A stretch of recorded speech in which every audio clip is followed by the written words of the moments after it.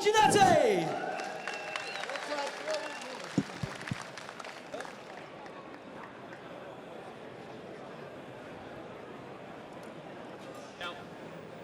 Hey,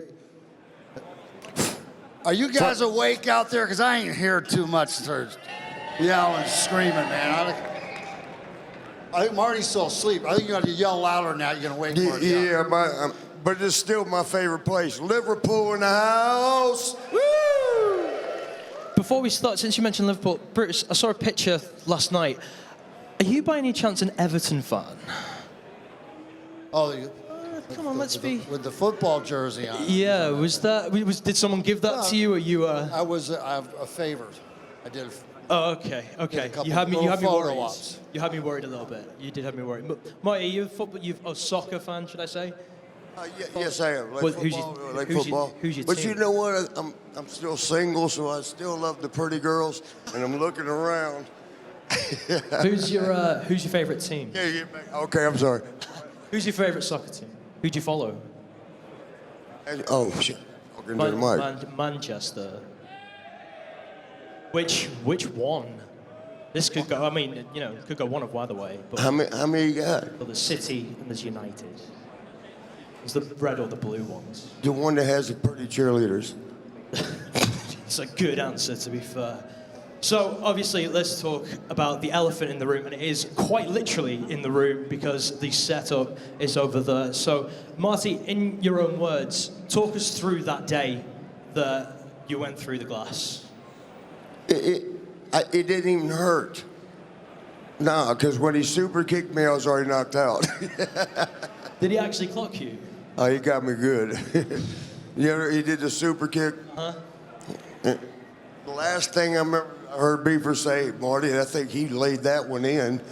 That's the last thing I heard. Then the next thing, I'm hanging over a window. I was right over the window. Didn't that glass cut you too, didn't it? Didn't you get cut from that? Yeah. Okay, should I tell the truth on that? That's really get. Well, there, and where I was leaning. Man, I'm sorry. Can y'all hear me? Do y'all want to hear me? They accidentally put real glass on the set. Yeah. I ain't supposed to tell y'all that, but I just did. What they gonna do now? Fire me again? World exclusives on Fight TV, folks. Oh yeah. Yo. So, Fight TV's pretty cool, man. They was over there at WrestleCon, a couple weeks ago. Cool guys, man. Love y'all. Huge love for Fight TV. Brutus, talk us through your role in that as well, because obviously you've had many guests on there before, but that is the one moment that the Barbershop is remembered for. Well, it was planned, but it almost like wasn't planned. We can't get fired. Go ahead and tell them. So, no, I mean, but it was like the Barbershop wasn't scripted, so it wasn't like they walked up and handed me a play-by-play. Okay, you're going to say this. I winged it out there, basically. And so, we just talked what we're going to talk about, and then when it came time, and I was kind of surprised to see Marty go flying through the window, and as he was too, because he really sent him flying, and we didn't really realize how big and crazy that moment was going to turn out to be. 27 years later, they just showed it on Raw, right? A reunion, 27 years later. I don't think, and they might, but I hope he ain't here so he don't hear me. Oh, look, we're on the thing back there. That's cool. Somebody take a picture of that for me. That's pretty cool. Look, see it? Oh, nice. Yeah, that's kind of cool. I was just going to say, John Cena is the man today. We're one of them. 27 years from now, I don't think they're going to be talking about him. That's something I was going to come on to. Did you guys in the aftermath feel how iconic that moment has become? Like, surely at the time, it was just part of what was going on. We had to go work the next day. Yeah. It was. Are It, y'all- it was a fun day. It was a great day. Nobody really realized at the time, really how big that would become, and over the years. Love your hair, sweetie. Love that hair. Would y'all get mad if I just look around at the pretty girls? 'Cause I'm still single. And this is an opportunity to look around. And Some go, things hey, never change. So, Marty, as the fallout to that then led to you winning the Intercontinental Championship. Come on, people. So, what was that like when you got told, like, yeah, you're going over, you're winning that belt? It was kind of cool because back then Sean was. No, I ain't worried about him. I just make sure there's no priest here. Back then, Sean was an asshole, so I didn't mind whipping his ass.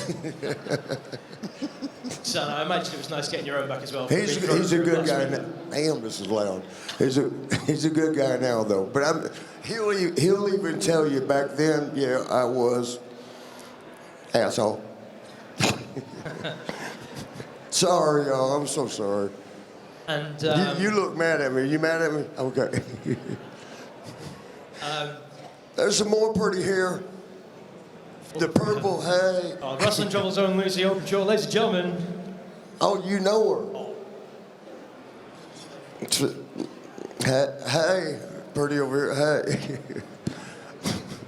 Okay, sorry, y'all.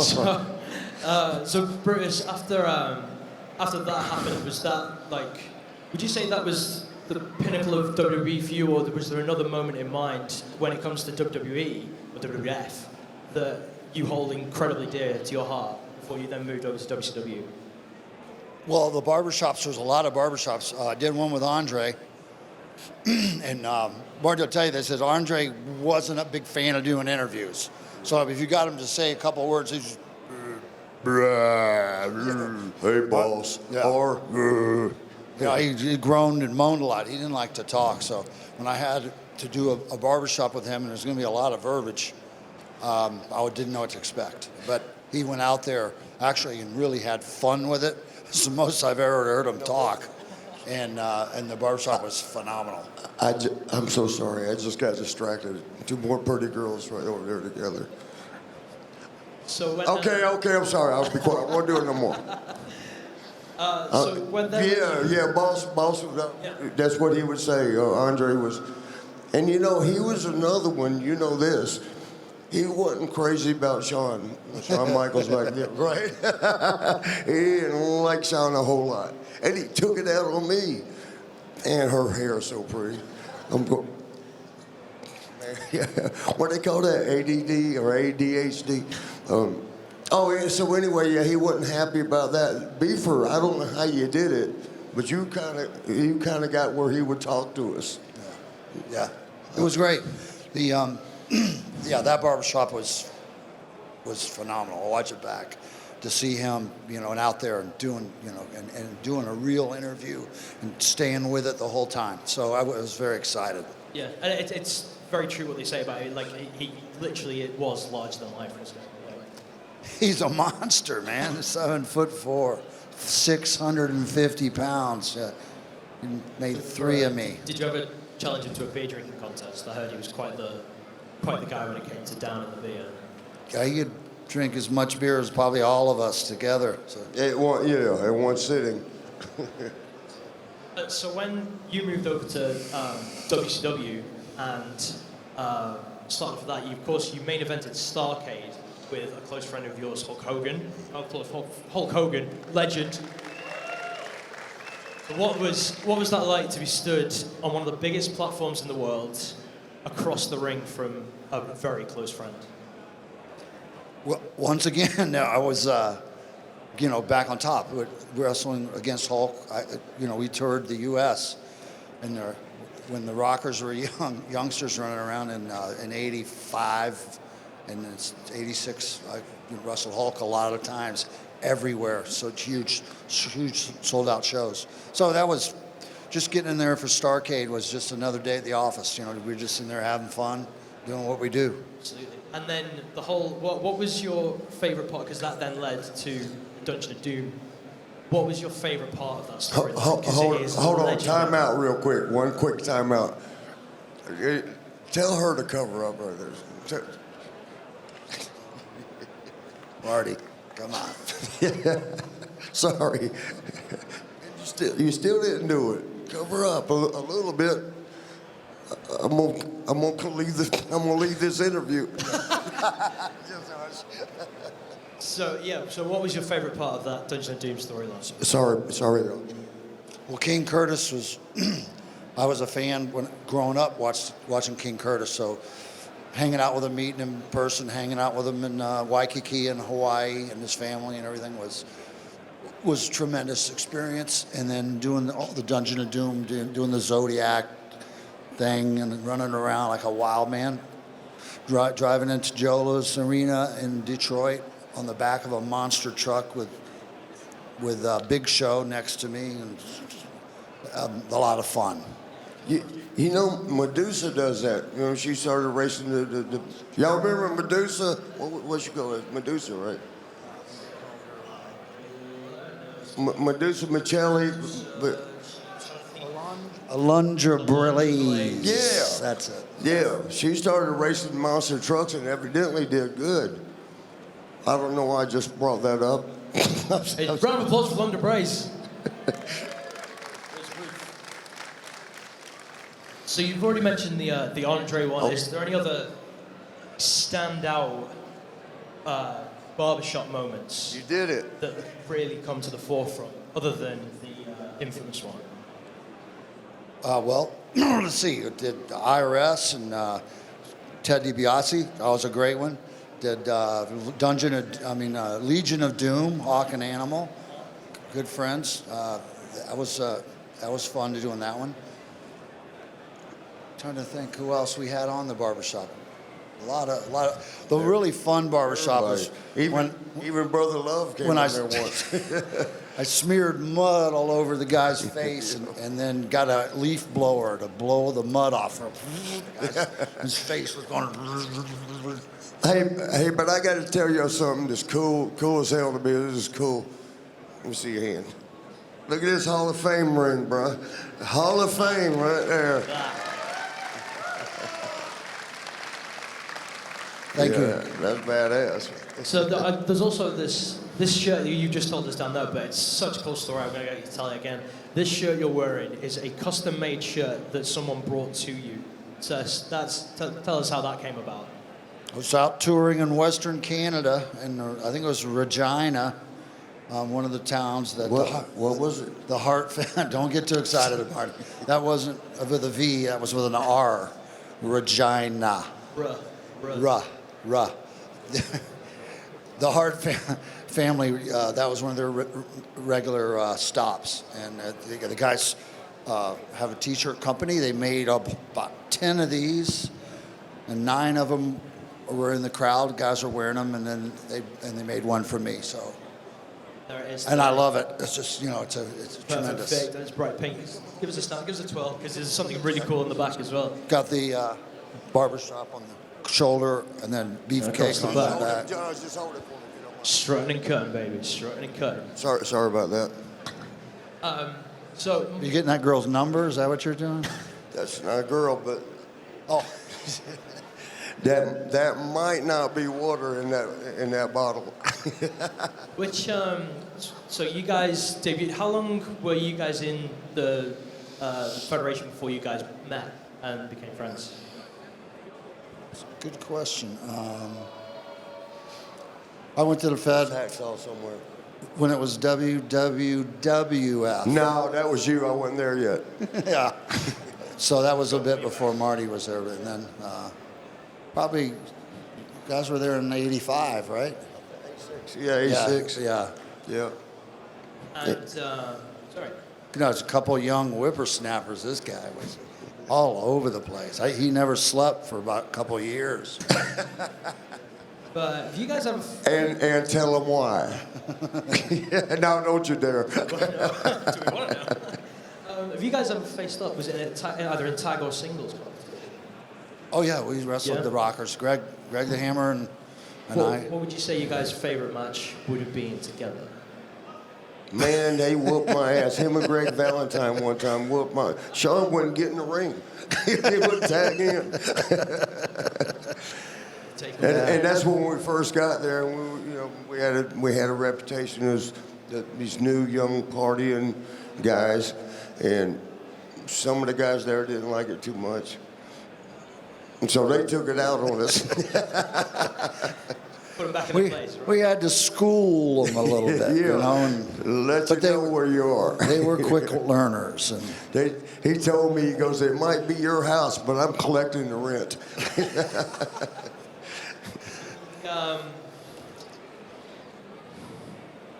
Marty, when you were tagging with Sean, There's another single girl. She's got to be single wearing that. Marty, when you were tagging I'm with sorry. Sean, what would you guys say? Because you guys won the tag belts, right? Say again? When you were tagging with Sean, you were part of the Rockers. You guys won the tag belts, right? For 3 days.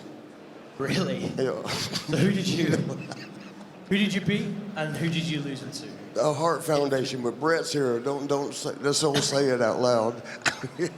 So was that to you beat them and then you dropped them back to them 3 days later? What had happened was, and you know when there's a lead in, like what had happened was, here comes some shit, and here comes some shit. We beat them on, it was Saturday night main event, right? And it was a 2 out of 3 fall match, and we won the 2 falls. In the middle when the ring rope broke, like the middle rope, when the ropes broke, that was Vince's reason for saying we got to take the belts back. Because it was NBC. NBC was like, it don't make good TV. That might be the reason, but I think it's because there was a guy on the airplane being really ugly to us, like 2 days later, and we accidentally ended up shitting on him. One of us poo-pooed on a little brown napkin, the other one put it on the guy's back on the plane, and it got a lot of attention. so y'all guess, do you think they took Vince called? He goes, I think we're going to take the belts back. NBC said it would be good TV. Okay, what's the real reason, Vince? You already know. That's exactly how it went. There's a yes, yes, yes. Daniel Bryant in the house. So we is it Bryant or Brian? Bryant. Brian.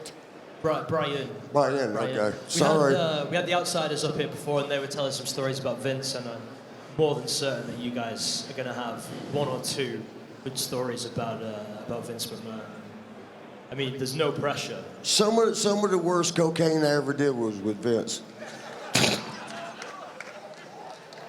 I'm not touching it. Marty, were you in Houston with us when we went to, what was it, Baby Dolls or whatever it was called? And BTs, yeah. And Animal gave him his finish. Everybody was given the finish Can I tell that? to Vince. Hey, Tell man, him about that. one time, well, actually a lot up until this time, Vince McMahon used to go, he'd go out with us every once in a while. This particular night, we were at a strip club, Houston, I think it was San Antonio, actually, PT's.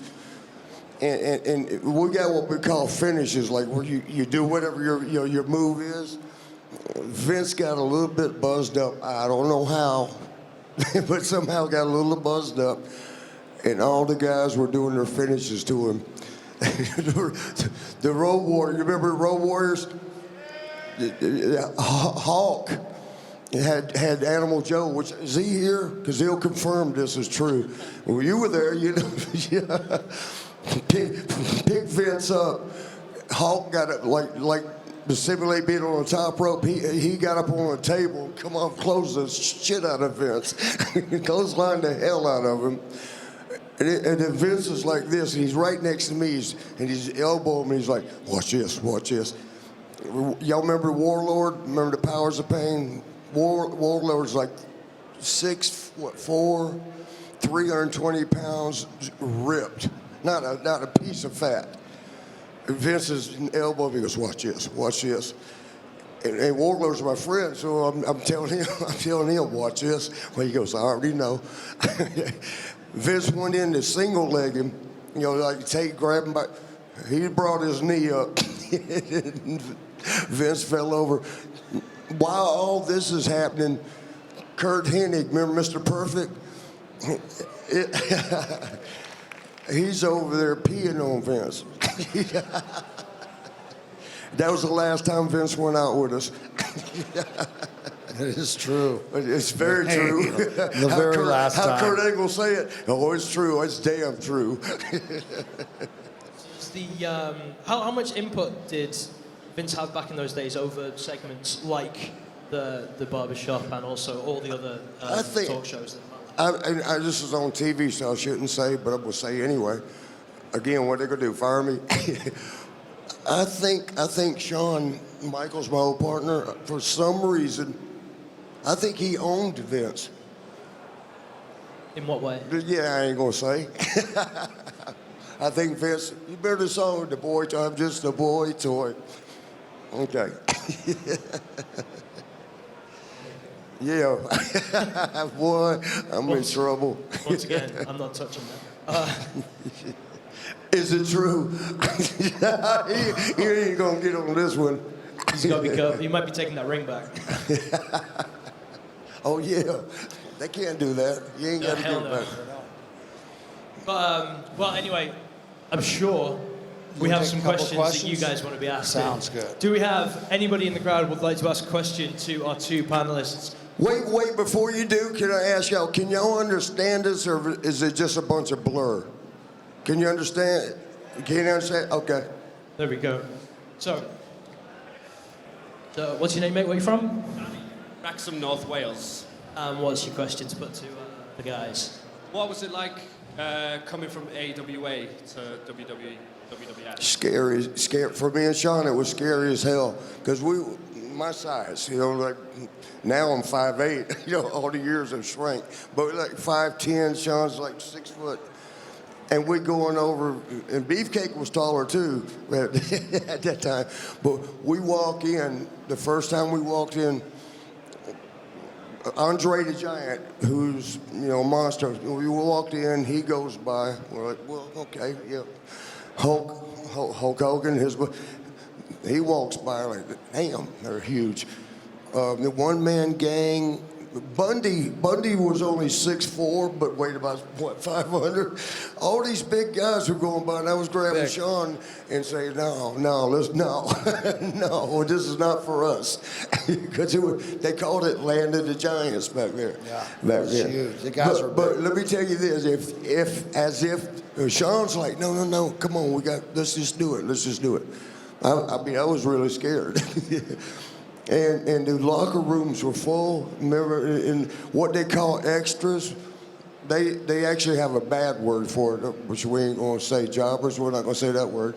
The extras, they're out in the hallway. We got there at the time, you know, all the dressing rooms are full. So we have to dress in the hallway. I'm getting ready to get dressed down here. Brother, do you mind? It was Macho Man walking by with Elizabeth just as I'm pulling my damn pants down. That's a great question. Thank you very much. Round of applause for Danny for that one. Who else we got?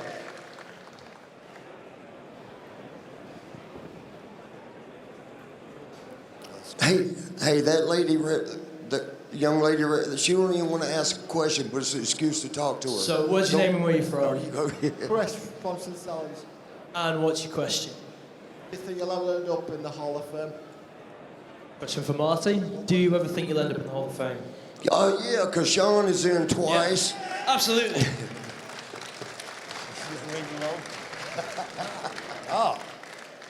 And Sean would be the only one, him and Ric Flair, his hero, and I love Rick. Rick's here somewhere. But they're in twice. There's a couple of them twice. Sean would be the only one to be in 3 times if the Rockers go in. So, yeah, it'll happen. Excellent question. Round of applause for that question. That was great. Who we got? One with his hand up. Oh, here. Run around. What's your name? Where are you from, dude? Gary from Newcastle. And your question? Marty, what was the original finish or the planned finish for WrestleMania 8? The original finish for WrestleMania? To lose. We had to lose. No, I'm only kidding. I don't know which one we did it several. Was it WrestleMania 8? WrestleMania 8. 8. That's the one we beat Haku and Barber. No? Which one? After the Barbershop. Sorry. So, if you remember, you had the Barbershop, Sean turned heel. Yeah. The original plan, allegedly, Well, yeah, but we did the Royal Rumble, remember? Yeah. And then you left. I didn't leave, I got fired. All right. What was the original plan if you happened The plan was for me and Sean to go on and, keep doing, as long as you can keep the storyline alive, to go on. But one of us, and it wouldn't be me, one of us was real messed up, like, partied too much the night before. And that's not me. But Vince, be quiet. I gotta be quiet, right? Well, Vince was a little bit upset about that match, and he pulled us aside and said, like, I was expecting the best match ever. I was quite disappointed. Me and Sean looked at each other because he always praised us. He would always like, oh, great match. Thank you guys, great match. It didn't reflect in our checks, but still he would thank us. But this was the first time ever that he was very disappointed. And Sean pulled him aside and said, excuse my language, let me look around. Sean went to Vince and said, well, Marty was fucked up, which I wasn't. I actually, I'm sorry. This is on TV. Sorry. That's verbatim, though. I remember exactly what he said, how it happened. So Vince was like, I got to let you go. What do you mean you got to let me go? The match wasn't, wait a minute, you're letting me go because the match wasn't, you're saying it was a bad match, so you need to go out there and fire everybody in the hallway. Ain't nobody had a good match lately. But it had to do with Sean. So to answer your question, what was your question? So what would have been the original plan if you'd made it to WrestleMania 8? That part we don't know. Just that the Rumble was to build up to WrestleMania.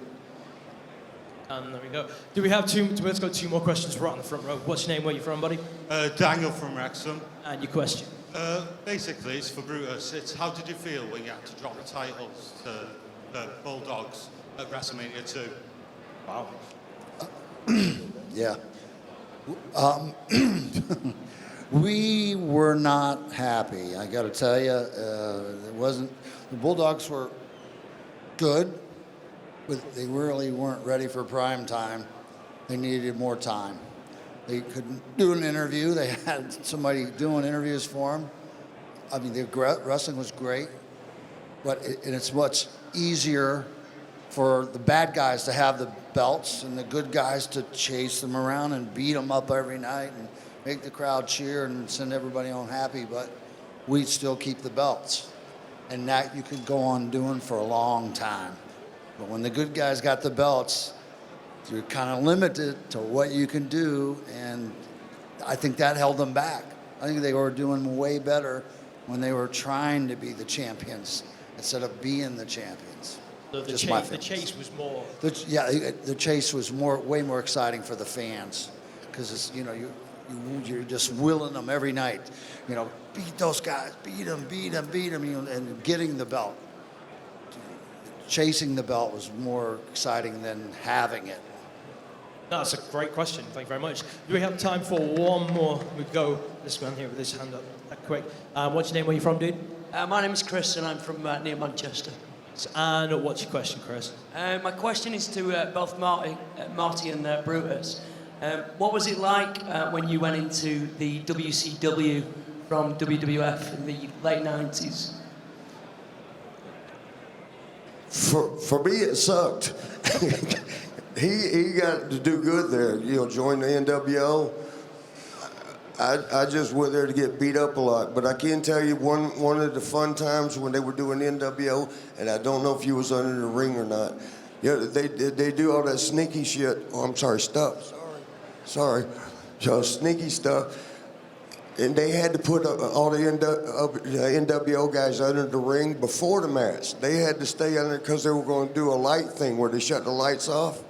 And then they shut it back on, and here they are. They just showed up. You I wasn't under the ring. You wasn't on that one. And Kurt Hennig, Mr. Perfect, man, he loves the joke. He had poo-pooed in a bucket, and they put it under the ring with him.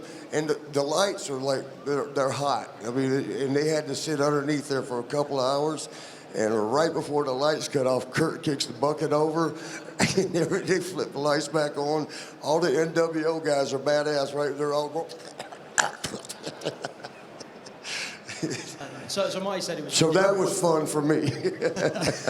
But was it a bit different for you having known Hulk? Because Hogan was there first, and then you followed suit. Was it a bit different? Yeah, we were filming Thunder in Paradise. TV series and a movie, Thunder in Paradise, and a lot of filming in Florida back then. And they decided to bring me in, didn't know what to do with me, and first they were calling me the man with no name, which that was fun. Not. And you know, then it started the name change every 6 months. The Butcher, the Zodiac, the Booty Man, and then finally we did the Disciple, which I thought was pretty good, and you know, worked for a while, and then basically they went under and went out of business. Which of those gimmicks or those name changes? Which of those was your favorite? Which one would you have kept? Zodiac was the most fun. Just didn't really have to ever do interviews. Just run around and act the fool. Say yes and no. You know? Yes, no, yes, no, yes, No. no. Brilliant. Ladies and gentlemen, please raise the roof for Brutus the Barber Beefcake and Marty Jannetty!